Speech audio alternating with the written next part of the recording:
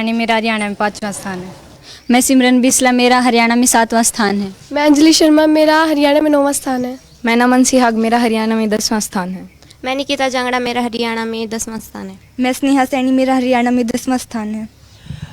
कहते हैं कि ऊपर वाला जब देता है तो छप्पर फाड़ के देता है। जी हां, हम अब की बार बात कर रहे हैं शिक्षा के परीक्षा परिणाम की, और ऐसा ही परीक्षा परिणाम अब की बार नारनौंद में भी देखने को मिला है। हरियाणा के हिसार जिले के नारनौंद की अगर हम बात करें तो अभी से पहले नारनौंद को शिक्षा के हब के रूप में नहीं देखा जाता था, लेकिन जैसे ही भिवानी बोर्ड के परीक्षा परिणाम जारी हुए तो उसके बाद एक बहुत बड़ा बदलाव, बहुत बड़ा इतिहास बदलता हुआ यहां पर नजर आया है। और कहीं न कहीं आने वाले समय में भी इस बुलंदी को याद किया जाएगा, इस उपलब्धि को हमेशा नमन किया जाएगा, याद किया जाएगा। और ये देखिए, ये हमारे साथ ये बेटियां हैं जिन्होंने हरियाणा में पहले से लेकर 10वें स्थान तक अपने अंक हासिल किए। अगर हम हरियाणा में टॉप 10 की बात करें तो पहले स्थान पे हरियाणा की ऋषिता नारनौंद की ही बेटी जो टैगोर सीनियर सेकेंडरी स्कूल से संबंध रखती है, उसने पहला स्थान हासिल किया है। और दूसरे स्थान पे भी उसी विद्यालय की छात्रा रही है, तीसरे पे भी।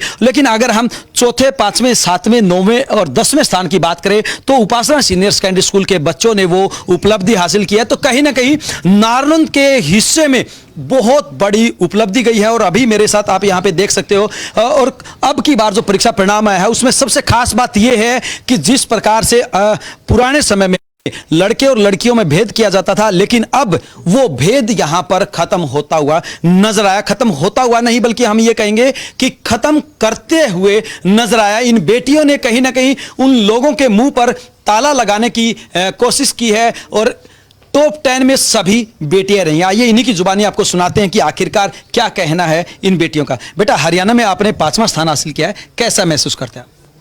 मुझे हरियाणा में 5वां स्थान प्राप्त करके बहुत ज़्यादा खुशी हुई है। क्या क्या संदेश देना चाहेंगे बच्चों को? मैं बच्चों को संदेश यही देना चाहूँगी कि आप टीचर्स के कांटेक्ट में रहे। बाकी हमें ट्यूशन लगाने की कोई ज़रूरत नहीं। अगर हम एनसीईआरटी से अच्छे से पढ़ते हैं तो हमारे टीचर्स ने हमें नोट्स बनवाई थी, इसी तरह आप भी नोट्स बनाएं। और हमें गाइड्स की कोई ज़रूरत नहीं होती अगर हम एनसीईआरटी को ब्रीफली पढ़ते हैं तो। एनसीईआरटी को पढ़ते हैं तो घर के काम करवाते हो? नहीं करवाते, सिर्फ पढ़ाई करते हैं?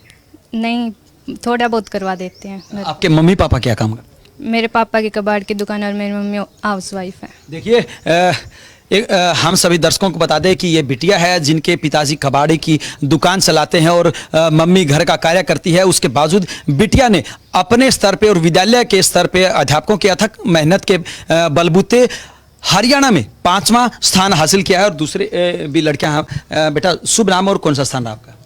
मेरा नाम सिमरन बिस्ला है और मेरा हरियाणा में 7वां स्थान है। 7वां स्थान है। बेटा, काफी कमजोर लग रहे हैं, पढ़ाई की वजह से कमजोर है या फिर स्कूल का प्रेशर इतना रहता था? ना सर, ऐसा तो कुछ नहीं है। प्रिंसिपल सर ने और टीचर्स ने भी बिल्कुल भी प्रेशर नहीं दिया। वो कहते थे कि जो भी पढ़ो भाई मन से पढ़ो, और आपके ऊपर कोई भी दबाव नहीं है। आपको बस हमारा नाम रोशन करना है, नंबरों के पीछे नहीं भागना, केवल ज्ञान अर्जित करना है। हरियाणा सरकार कहती है कि बेटी बचाओ बेटी पढ़ाओ। वास्तव में बेटियां जो करके दिखाती हैं वो शायद बेटे न कर पाए, ऐसा ही इन बेटियों का कहना है। और जिस प्रकार से कहा जाता है कि हमारी बेटियां बेटों से आगे हैं हर क्षेत्र में, वैसा ही शिक्षा के क्षेत्र में भी हमारी बेटियों ने करके दिखाया। बेटा, शुभ नाम आपका? मेरा नाम अंजलि शर्मा है और मैंने हरियाणा में 9वां स्थान प्राप्त किया है। 9वां स्थान हासिल किया है। तो क्या अलग करते हैं आप? क्योंकि टॉप 10 में जो बच्चे आए हैं वो वास्तव में सबकी नज़र में आ गए, और लाखों बच्चों ने और भी परीक्षा दी थी, उनमें और आप में क्या अंतर देखते हैं? अंतर तो कुछ नहीं है, बस इतना सा अंतर है कि वो शायद रट्टा लगाते हो किसी चीज़ का, लेकिन हमने जो भी किया है उसको एक समझ के एक अलग से तरीके से किया। उसको खेल खेल में भी पढ़ाई में हमने पूरी की है। और जो एनसीईआरटी बुक उन्हें हमने अंदर संभाल लिया, बस ऐसे ही किया है, अलग कुछ नहीं किया। एनसीईआरटी एक अच्छे से तरीके से पढ़ी है और हमारे टीचर्स ने बहुत ज़्यादा हेल्प की हमारे ऐसे पढ़ने में। उन्हें हमें एक तरीका बताया कि हमें इस तरीके से पढ़नी चाहिए, और पेपर जो एग्ज़ाम हमारा कैसे अटेम्प्ट करना चाहिए वैसे वो भी बताया हम सबको। अगर हम हरियाणा के नारनौंद की बात करें तो टॉप 10 में सभी बच्चे नारनौंद के ही। ऐसी क्या खास बात हुई? कहीं कोई सेटिंग तो नहीं? नहीं, सेटिंग तो कुछ नहीं है, बट अलग बात ये है कि मतलब बच्चों ने शायद ज़्यादा मेहनत की हो और बच्चों से। आपके पिताजी क्या काम करते हैं? मेरे पिताजी एक टीचर हैं। उसके अलावा? उसके अलावा खेती भी करते हैं, उसके अलावा पंडित भी है। पंडित का काम भी करते हैं। तो उन्होंने कहीं ना कहीं पतरा पढ़ दिया था पहले ही? नहीं, ऐसा तो कुछ नहीं है, पत्ता पढ़ने से तो ऐसा अलग कुछ तो नहीं ऐसा आता। कुछ नहीं होता। एक बात और बेटा हम जानना चाहेंगे, क्योंकि बहुत सारे युवा होते हैं वो गलत राहों पर चले जाते हैं, और विशेष तौर से अगर हम सोशल मीडिया की बात करें तो क्या आप सब भी सोशल मीडिया का इस्तेमाल करते थे? नहीं, हमने कभी भी सोशल मीडिया का इस्तेमाल नहीं किया। बाकी जब हमें पढ़ाई में कुछ नहीं आता था तो हम सोशल मीडिया का यूज़ कर लेते थे, नहीं तो हम अपने टीचर से ही पूछ लेते थे। टीचर से ही पूछ लेते थे। और भी बेटियां हमारे साथ मौजूद है। टिकटॉक चलाते थे? नो सर, नहीं चलाया कभी? नहीं सर। और कौन सी साइट चलाते थे? सर यूट्यूब पे ही अगर कुछ सर्च करना होता था पढ़ाई से रिलेटेड तो कर लेते थे, वरना हमारे टीचर्स बहुत ज़्यादा अच्छे हैं, वही करवा देते थे। कितने भाई बहन हैं आप? सर हम 2 भाई बहन हैं। भाई कहाँ पढ़ता है? भाई उपासना स्कूल में ही पढ़ता है। अंतर होता है कभी भाई बहन में? नहीं सर, ऐसा हमारे पेरेंट्स ने कभी भी अंतर नहीं किया हमारे बीच में। आमतौर पे सुनने को मिलता है कि लड़के और लड़कियों में भेदभाव। सर ये तो सुनने को मिलता है, ये लोगों की नेगेटिव सोच की वजह से ही मिलता है, लेकिन जो माँ बाप बच्चों में डिफरेंस नहीं करते उनके बच्चे बहुत ज़्यादा आगे बढ़ते हैं। जी बिल्कुल। सभी दर्शकों को एक बार फिर हम बता दें, ये है उपासना सीनियर सेकेंडरी स्कूल की छात्राएं जिन्होंने हरियाणा में टॉप 10 में अपनी पोजीशन बनाई है। और ऐसा नहीं है कि पहली बार ऐसा हुआ है, इससे पहले भी इस विद्यालय का परीक्षा परिणाम बेहतर रहा है, लेकिन अब की बार जिस प्रकार से टॉप 10 में नारनौंद की सभी बेटियों ने कब्जा किया है, तो वास्तव में इतिहास एक तरह से इन्होंने रच दिया है। आपका शुभ नाम? नमन सिहाग। नमन सिहाग। कौन सा स्थान रहा आपका? मेरा हरियाणा में 10वां स्थान रहा है। किस तरह से देखते हैं, क्या खुशी आप महसूस करते हैं पहले में और अब? सर खुशी तो बहुत ज़्यादा होती है, ये सब हमारे प्रिंसिपल सर, टीचर्स और पेरेंट्स की मेहनत की वजह से ही हुआ है। पेरेंट्स की मेहनत की वजह से। किस तरह से देखते हैं, क्या आपकी जब पोजीशन आई थी, आपका जब नाम आया, तो आसपास वालों ने, आपके दोस्तों ने कुछ बधाइयाँ दी? हाँ, सभी ने बधाइयाँ दी, सभी का फ़ोन आया, सभी ने बधाइयाँ दी कि आपके बच्चे ने बहुत अच्छा काम किया है, हमारी बच्चियाँ भी करेंगी। ऐसे ही सभी ने बधाइयाँ दी, और सभी हमारे माता पिता, टीचर्स, पेरेंट्स सभी का सहयोग था, जिसके कारण हम सभी हरियाणा के दूसरे बच्चों को क्या संदेश देना चाहिए? हम यही संदेश देना चाहेंगे कि वो भी हमारी तरह बहुत आगे बढ़ें और हमारी तरह ही अच्छे पढ़े लिखें। अच्छे पढ़े लिखे। ये देखिए, ये है हरियाणा के उपासना सीनियर सेकेंडरी स्कूल की बच्चियां जिन्होंने हरियाणा में टॉप 10 में स्थान हासिल किया है। इसके अलावा हमारे साथ कुछ अभिभावक भी मौजूद हैं। ये देखिए, हरियाणा में 5वां स्थान हासिल किया है, और उस बच्ची के पिताजी हैं। जी शुभ नाम आपका? रणवीर जी। रणवीर जी, क्या काम करते हैं आप? छोटी कबाड़ की दुकान कर रहे हैं। छोटी कबाड़ की दुकान है। तो आपने कभी सोचा था कि आप लोगों का एक तरह से कबाड़ उठाते हैं और आपकी बेटी हरियाणा में 5वां स्थान हासिल करेगी? ना जी, कभी नहीं सोचा था जी। कभी नहीं सोचा था। हाँ। और जैसे ही 5वां स्थान हासिल किया तो उसके बाद बधाई देने वालों का? बहुत खुशी है जी, सबकी बधाई है, बहुत आते हैं जी बधाई लेने। बहुत फोन आया। हाँ। तो क्या संदेश देना चाहिए? बहुत अच्छा कार्यक्रम हुआ जी, स्कूल की मेहनत है जी, टीचरों की मेहनत है जी, कि मैं घर की मेहनत है जी, पढ़ाई पे जी। क्या लगता है, जो बच्चे अपने आप को कमजोर समझते हैं या गरीब परिवार से संबंध रखते हैं, वो भी ऐसा नाम रोशन कर सकते हैं? नाम रोशन कर सकते हैं जी, बहुत गरीब परिवार का कोई वो नहीं जी, आपका दिमाग क्या बात है जी। बिल्कुल, कोई मायने नहीं रखता गरीबी या मेरी। आगे बढ़ने की कोशिश। हमारे साथ विद्यालय के जो अन्य बच्चे हैं वो भी हमारे साथ मौजूद हैं। अभी तक हमने आपको लड़कियों के बारे में बताया है, लड़कों से भी पूछ लेते हैं। बेटा, आप लड़कों से पीछे रह गए, कैसा महसूस करते हैं? क्योंकि आमतौर पर लड़के हमेशा आगे मिलते हैं, चाहे किसी भी क्षेत्र की बात हो, लेकिन यहाँ पे पिछड़ गए वो, और पिछड़े भी थोड़े नहीं, बहुत ज़्यादा पिछड़ गए। सर ऐसी कोई बात नहीं है, फील्ड तो बहुत होते हैं, लेकिन पीछे रहना कोई गलत बात नहीं है। जो पीछे रहते हैं वो आगे को जानते हैं, जो आगे रहते हैं पीछे को नहीं जान पाते। जी।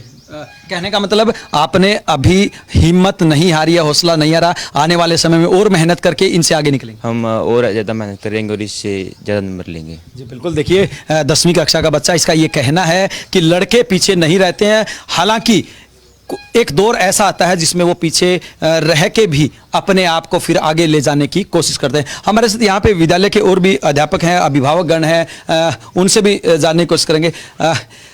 बच्चों ने काफ़ी नाम रोशन किया, और अगर हम बच्चियों की बात करें तो वो काफ़ी आगे बढ़ती हुई नजर आई है। तो क्या ग्रामीण क्षेत्र में जो भेदभाव होता था वो अब खत्म होगा?